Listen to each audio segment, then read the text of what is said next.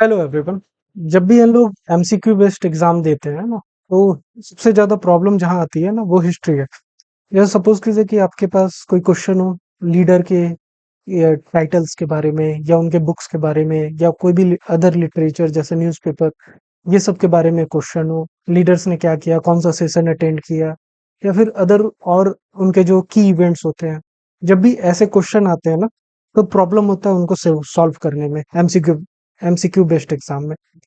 और जब भी हम पढ़ना चाहते हैं कभी भी कि ठीक है हम एक काम करते हैं, सारे लीडर्स को हम पढ़ के एग्जाम में जाएंगे, तब वो जितनी भी डिटेल्स है ना, वो कभी भी एक जगह नहीं मिलेगी।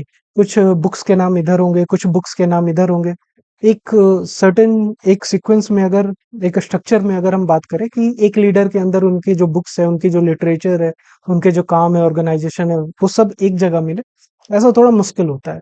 इसीलिए ये जो सीरीज है वो बनाया ही इसीलिए गया है, ताकि हम लोग मॉडर्न हिस्ट्री में जो फ्रीडम स्ट्रगल में जितने भी हमारे लीडर्स हैं, उनके पर्टिकुलर एक लीडर को लेंगे, उनके जितने भी डिटेल्स है वो एक जगह हम लोग इस एक वीडियो में पढ़ेंगे। उसी तरह मल्टीपल वीडियोस आएंगी हर लीडर के बारे में, जिसमें उस लीडर के बारे में हर चीज होगा। जैसे कि बुक्स होते हैं, लिटरेचर्स होते हैं, टाइटल्स होते हैं, उनके काम होते हैं, उनके ऑर्गेनाइजेशन है, वो कांग्रेस के किस सेशन को अटेंड किए थे। इससे क्या होगा कि एक कंसाइज नोट्स बन जाएगा, और आप जब भी चाहेंगे तो उसको रिवाइज कर सकेंगे और एक सीक्वेंस मैनर में कर सकेंगे, जिससे आपके कोई भी एग्जाम में जिसमें मॉडर्न हिस्ट्री या फ्रीडम स्ट्रगल से जो क्वेश्चंस आते हैं, वो 80 to 90% आप सॉल्व कर सकते हैं।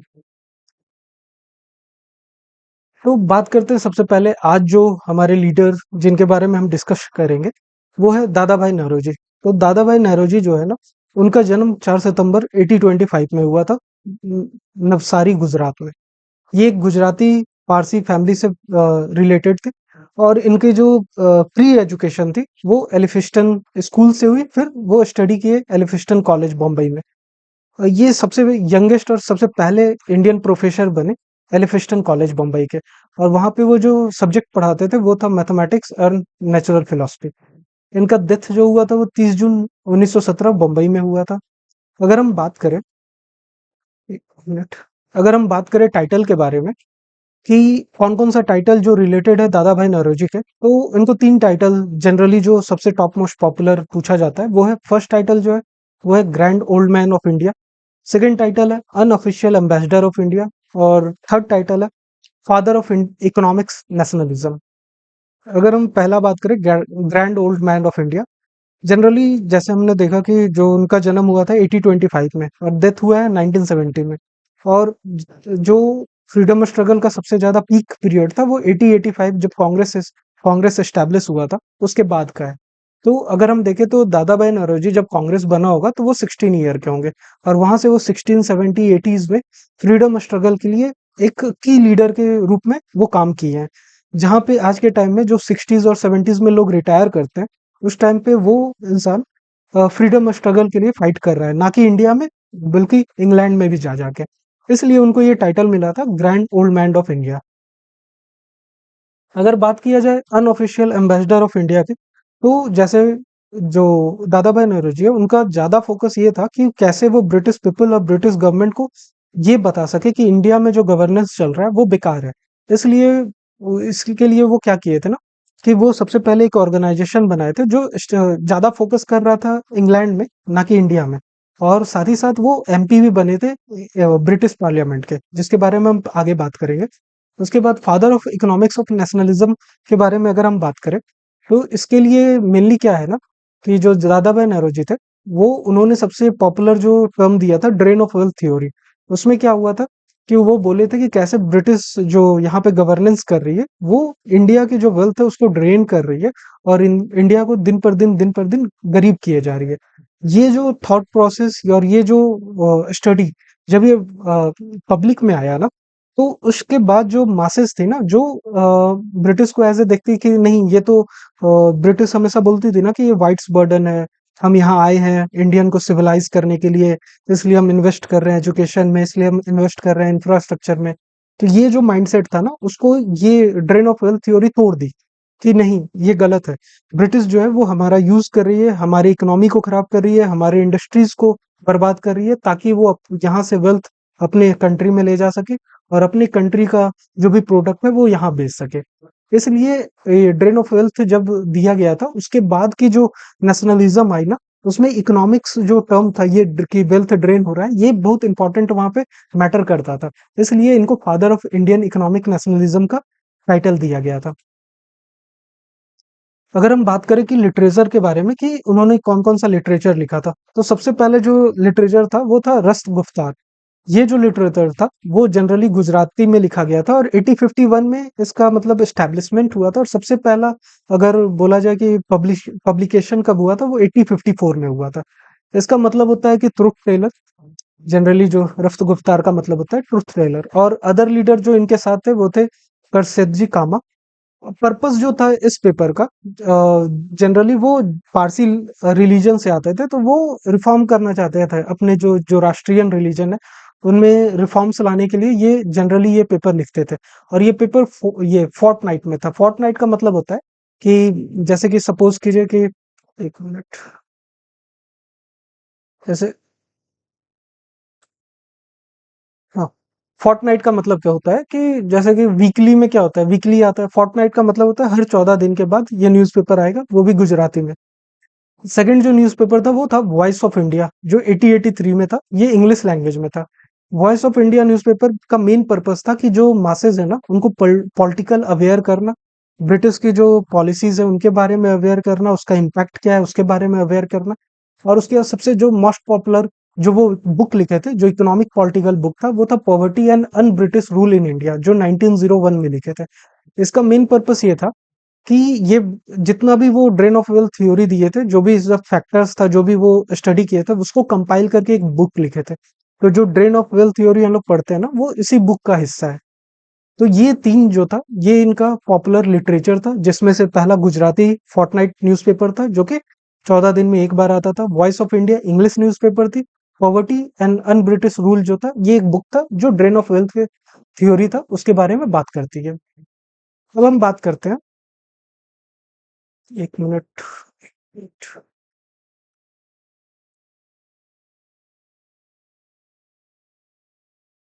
अब हम बात करते हैं ऑर्गेनाइजेशन के बारे में। तो सबसे पहला जो ऑर्गेनाइजेशन था वो था रहनुमाई मजदयान सभा। ये 1851 में एसएस बंगाली के साथ इन्होंने लॉन्च किया था। ये जो ऑर्गेनाइजेशन था ये प्योरली फोकस करती थी जो जो राष्ट्रीय और पारसी रिलीजन है, सोसाइटी है, उसको रिफॉर्म्स के लिए। क्योंकि हमें पता है कि उस time socio religious reform peak पे था। तो इन्होंने भी एक ऑर्गेनाइजेशन बनाया था जो इनके जो राष्ट्रीय प्रैक्टिसेस और जो पारसी सोसाइटी है उसको रिफॉर्म करने के लिए, उनमें जो वुमेन्स है उनको एजुकेट करने के लिए, पर्दा सिस्टम का जो अपोज करने के लिए, मतलब टोटली एक रिफॉर्म पैकेज के तौर पे ये ऑर्गेनाइजेशन बनाया था उन्होंने। उसके बाद जो सेकंड ऑर्गेनाइजेशन उन्होंने बनाया था वो था ईस्ट इंडिया एसोसिएशन, जो कि 1866 में बनाया था। और ये ऑर्गेनाइजेशन इंडिया में नहीं था, ये ऑर्गेनाइजेशन लंदन में था। जनरली ये पर्पस इस ऑर्गेनाइजेशन का ये था कि वो वहाँ के जो ब्रिटिश पीपल है और उनकी गवर्नमेंट है उनको अवेयर कर सके कि इंडिया में जो गवर्नेंस चल रहा है वो कैसे इल है, कैसे करप्ट है, और वो कैसे जो रूल ऑफ लॉ है उसको फॉलो नहीं कर रही है। तो जनरल पर्पस इसका यही था। तो हम लोग जो बात करते हैं ना कि क्यों दादा भाई नौरोजी को अन वो अनऑफिशियल एम्बेसडर कहा जाता है, उनमें से पहला रीजन यही था कि ईस्ट इंडिया एसोसिएशन जो 1866 में उन्होंने बनाया था, क्योंकि वो बाहर जाके और इंडिया के बिहाफ पे, इंडिया के लोगों के बिहाफ पे, वहां पे इंडिया का जो ग्रीवांस है, लोगों का जो ग्रीवांस है वो रख रहे थे। जैसे आज के टाइम पे एक एम्बेसडर रखता है, इसीलिए उनको अनऑफिशियल एम्बेसडर कहा जाता है। एक रीजन जो इस टाइटल के पीछे है, वो ये ऑर्गेनाइजेशन भी है। उसके बाद जो दूसरा ऑर्गेनाइजेशन है, जो टॉप मोस्ट पॉपुलर ऑर्गेनाइजेशन है, इंडियन नेशनल कांग्रेस, जो 1885 में लॉन्च हुआ था। और ये उसके फाउंडिंग मेंबर थे। कांग्रेस के बारे में हम एक अलग वीडियो में अच्छे से पढ़ेंगे कि क्या कांग्रेस कैसे एस्टेब्लिश हुआ, क्या क्या प्रॉब्लम्स थे। अब हम बात करते हैं मेजर कंट्रीब्यूशन क्या है। तो सबसे पहला अगर टॉप मोस्ट कंट्रीब्यूशन की अगर बात करें, तो वो तो ड्रेन ऑफ वेल्थ थ्योरी है। तो जनरली जो ये ड्रेन ऑफ वेल्थ थ्योरी है, ये ऐसे नहीं दे दिए थे कि ड्रेन ऑफ वेल्थ होता है। एक प्रॉपर रिसर्च किए थे उन्होंने। उन्होंने सिक्स फैक्टर्स बताया था कि कैसे जो ब्रिटिश इंडिया है वो जो इंडिया से वेल्थ है उसको ड्रेन कर रही है। जिसमें से जो 6 चैनल्स उन्होंने बताए थे, सबसे पहला था फॉरेन गवर्नेंस। फॉरेन गवर्नेंस का मतलब है कि जो टॉप ऑफिशियल रहते थे, जितने भी टॉप ऑफिशियल है, उनकी जो सैलरी है, उनकी जो पेंशन है, उनके जो एक्सपेंसेस है, जो भी ब्रिटिश ऑफिशियल जैसे गवर्नर, वाइसरॉय, ये सब की जो भी एक्सपेंसेस है, वो इंडियन रेवेन्यू से जा रहा है। लेकिन वो उसको स्पेंड कहाँ करते थे? ब्रिटेन में, ना कि यहाँ पे। उसी तरह lack of productive immigrant. Problem क्या है? जैसे आज के टाइम में हम लोग यूएसए में देखते हैं कि लोग इमिग्रेंट करते हैं यूएसए में, वहाँ काम करते हैं, वहाँ डेवलप करते हैं, वहीं रहते हैं, वहीं इन्वेस्ट करते हैं। और अगर अदर चीज, अगर कोई स्टार्टअप बनाना है तो वहीं पे बनाते हैं। वो यूएस की इकोनॉमी को एक तरह से डेवलप करते हैं, ना कि वहां पे जैसे अभी सपोज कीजिए इंडिया से कोई गया, आईआईटी करके इंडिया से गया, वो यूएसए में गया, वहां सेटल हो जाता है, वहां की कंपनी में काम करता है, और अगर उसे कोई स्टार्टअप बनाता होता है तो वहीं पे वो बना के और फिर वहीं की इकोनॉमी को और बूस्ट करता है, और फैमिली भी वहां शिफ्ट कर लेता है, तो उनके जो पब्लिक प्राइवेट इन्वेस्टमेंट है वो भी वहां होते हैं। तो इससे क्या होता है? ये इमिग्रेशन जो होता है वो प्रोडक्टिव होता है। क्यों? क्योंकि लोग वहीं पे रह रहे हैं, उसी इकोनॉमी में इन्वेस्ट कर रहे हैं, उसी इकोनॉमी को डेवलप कर रहे हैं। लेकिन इंडिया में क्या होता था जब ब्रिटिश थी, तब जनरली लोग यहाँ आते थे, लेकिन यहाँ पे ट्रेड करते थे, सब चीज करते थे, यहाँ से रिसोर्सेज, रॉ मटेरियल सब ले लेते थे। लेकिन अगर बात किया जाए कि वो लोग यहाँ पे इन्वेस्ट करते थे, यहाँ चीजें बनाते थे, तो वो नहीं करते थे।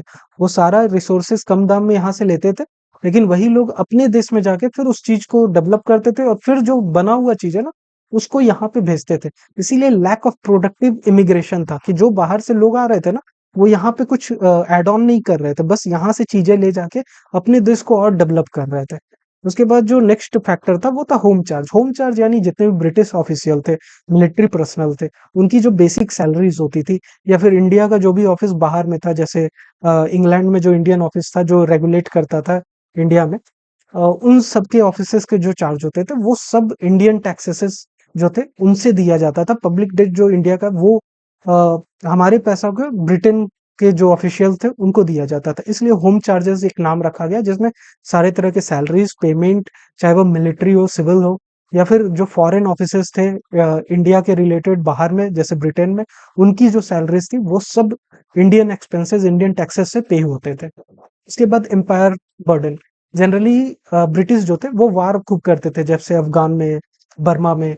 तो इन जो वार्स का जो एक्सपेंस था, जो मिलिट्री का एक्सपेंस था, या आप बात कीजिए वर्ल्ड वार वन की, ये सब जो एक्सपेंसेस था वो हमेशा जो बर्डन होता था वो इंडियन एक्सपेंस पे ही आता था, इंडियन टैक्सेस बढ़ते थे, ताकि इनके रिसोर्स, इनके वार्स को फंड किया जा सके। उसके बाद free trade exploitation. Generally suppose कि जो होता था क्या, कि इंडिया में जैसे जो रिसोर्सेज होते थे, जो रॉ मटेरियल्स होता था, वो मानिए अगर 10 रुपया का, सपोज कीजिए कि 10 रुपया का चीज है, तो उसको क्या करते थे ब्रिटिश, उस चीज को 2 रुपया 3 रुपया में लेते थे। ले लिए, वो एक्सपोर्ट करवा लिए अपनी जगह, जहां भी अपना कंट्री है वहां पे उसको ऐड ऑन किए, उससे कुछ मटेरियल बनाए। मानिए कि वो चीज 20 रुपया का बना, उस चीज को इंडिया में फिर 25 में बेचते थे। तो एक तरफ तो आप एक्सपोर्ट जो कर रहे हैं, यहाँ से इंडिया से जो एक्सपोर्ट हो रहा है वो बहुत ही चीप में हो रहा है, मतलब जो बेसिक उसका पेमेंट होता है वो भी नहीं आ रहा है, उसका हाफ से भी कम आ रहा है। 10 रुपया का चीज में 2 रुपया मिल रहा है। और उल्टा, जब वो चीज बन के, मतलब जब बाहर देश से कोई चीज आता था तो उस पे एक्स्ट्रा मनी लगता था। अगर 20 का सामान है तो उसपे इंडियंस को 25 रुपया देना पड़ रहा था। ये हो रहा था फ्री, एक तरह का फ्री ट्रेड हो रहा था, मतलब एक इंडिया से जो सामान जा रही है वो फ्री जा रही है, लेकिन ब्रिटेन से जो सामान आ रही है वो उस पे एक्स्ट्रा टैक्सेस उसके से लग के उसका दाम बढ़ जा रहा था। इससे क्या हो रहा था? हम लोग पे डबल, जो बोलते हैं, बर्डन पड़ रहा था। एक तरफ तो हमें खुद का अपना कमाई नहीं मिल रहा है, ऊपर से सामान जो है वो महंगा होते जा रहा है। उसके बाद foreign control of income sector. Generally क्या होता था कि जितने भी गवर्नेंस था, जितने भी गवर्नमेंट ऑफिसेस थे, उन पे फॉरेन कंट्रोल था। इंडियन रेलवेज ले लीजिए, कुछ ले लीजिए, तो ये लोग क्या करते थे? ये सारा इन्वेस्टमेंट अपने ही कंपनी के रिलेटेड रखते थे। जैसे इंडियन इंडस्ट्रीज था, उनको कोई इंसेंटिव नहीं मिलता था, उनको कोई पैसा नहीं मिलता था। वो जैसे हमने पहले बात किया कि एक्सपोर्ट जो था वो कभी भी करते थे तो पूरा पेमेंट नहीं मिलता था। तो इस तरह क्या हुआ कि इंडस्ट्रियलाइजेशन जो था वो धीरे धीरे तो खत्म ही हो गया। पैसा ही नहीं है तो डेवलप कैसे करेंगे, मेंटेन कैसे करेंगे, इनोवेशन कैसे करेंगे? तो ये प्रॉब्लम्स आ रहा था। तो इसी को जो दादा भाई नौरोजी है, उन्होंने 6 फैक्टर मॉडल के अंदर ड्रेन ऑफ वेल्थ थ्योरी कहा। तो अगर आपसे कोई अभी पूछे, अगर आगे पूछे कि ड्रेन ऑफ वेल्थ थ्योरी क्या है, तो आप इस 6 फैक्टर्स पे अच्छे से एक्सप्लेन कर सकते हैं कि generally drain of wealth theory क्या है, क्या क्या रीजन था जिसके बिहाफ पे दादा भाई नौरोजी ने कहा था कि एक तरह का ये ड्रेन ऑफ वेल्थ थ्योरी है। ठीक है, अब हम नेक्स्ट चलते हैं, 1 मिनट। अब पॉलिटिकल अचीवमेंट की अगर बात करें तो दादा भाई नौरोजी एक पहले इंडियन थे जो ब्रिटिश पार्लियामेंट में एमपी बने थे। ईयर जो था वो 1892 टू 95 था। ये जो कंस्टिट्यूएंसी से आए थे वो फिल्सबरी सेंट्रल लंदन का था। और ये लिबरल पार्टी से खड़े हुए थे।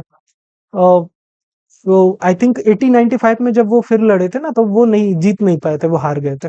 तो ये जो एज ए एमपी जब गए थे ब्रिटिश पार्लियामेंट में, तो वहां पे पार्लियामेंट में इंडिया के जो भी इश्यूज है उनको डायरेक्टली पार्लियामेंट में वो रेज कर रहे थे। जैसे आज के टाइम पे जो एमपीज होते हैं वो अपने एरिया के इश्यूज को रेज करते हैं कि कैसे मेरे एरिया में ये प्रॉब्लम है या फिर ये प्रॉब्लम चल रहा है लोगों के बारे में। उसी तरह वो इंडिया से गए, अब ब्रिटिश पार्लियामेंट में इंडियन का जो भी प्रॉब्लम्स था उसको रेज कर रहे थे।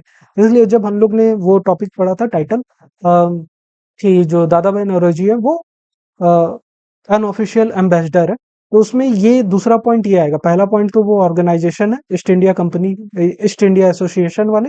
दूसरा ये है कि वो फर्स्ट इंडियन एमपी थे, एशियन नहीं थे, सॉरी, इंडियन एमपी थे, जो कि ब्रिटिश पार्लियामेंट में थे और वहां पे इंडियन के इश्यूज को डायरेक्टली रेज कर रहे थे।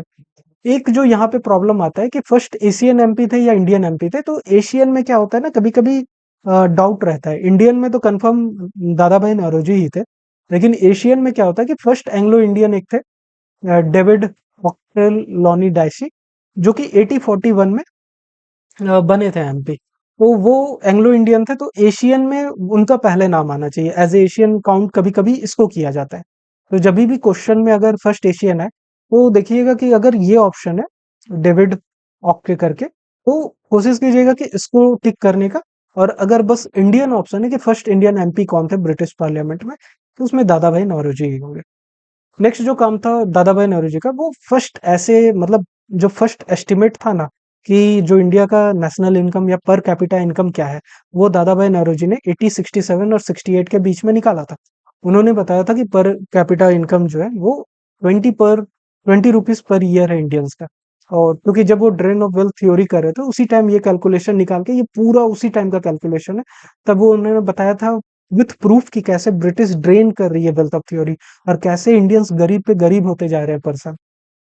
इसके बाद एक और उनका काम था कि जब इतना ड्रेन ऑफ वेल्थ थ्योरी पे बवाल स्टार्ट हुआ कि अच्छा ब्रिटिश ऐसा है, तो जानते ही हैं जब गवर्नमेंट पे सवाल उठता है तो गवर्नमेंट शांत करने के लिए कि रिवॉल्ट ना हो जाए 1857 जैसा, उसको शांत करने के लिए कुछ ऐसे फेंक देगी कि हम काम कर रहे हैं, जबकि वो काम करे या ना करे।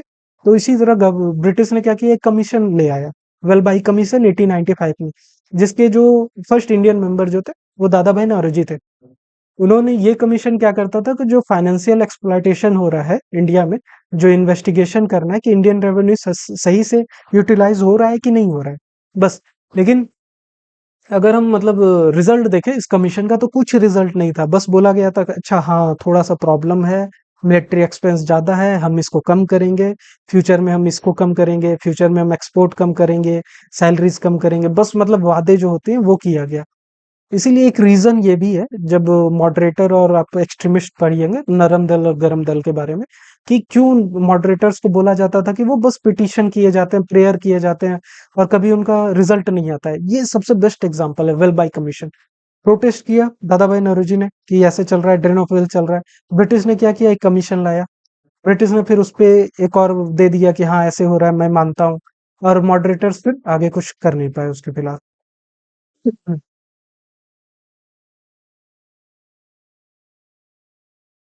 तो अब बात करते हैं कि जो इंडियन नेशनल कांग्रेस के सेशन का था, उसमें क्या गया था। तो जिसमें दादा भाई नौरोजी प्रेसाइड किए थे, किस किस सेशन में, तो सबसे पहला जो सेकंड कांग्रेस का सेशन हुआ था 1886 में, ठीक है।